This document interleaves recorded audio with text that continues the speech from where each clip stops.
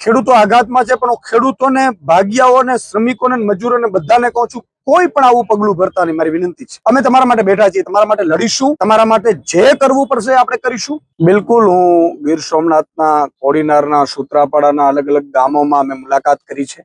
ખેડૂત પરિવારના ઘરે ગયો હતો જેમણે આપઘાત કર્યું છે, અને મેં પણ ફૂલની પાંખડી એમના પરિવારને 51,000 રૂપિયો મેં જાહેરાત કરી છે સહાયની, અને મેં બીજાને પણ અપીલ કરી છે જેથી કરીને એમના પરિવારને થોડો ઘણો ટેકો મળી રહે. વિવિધ ગામડાઓની મુલાકાત લીધી. કેટલાક ગામડાઓમાં પાણી ભરાયેલા છે, 15 દિવસથી પાણી ભરાયેલા છે, હજુ પાણી ભરાયેલા છે. કેટલાક પાથરા ડૂબેલા છે મગફળીના. એટલે આ આખા પટ્ટામાં 100% નુકસાન થયું છે.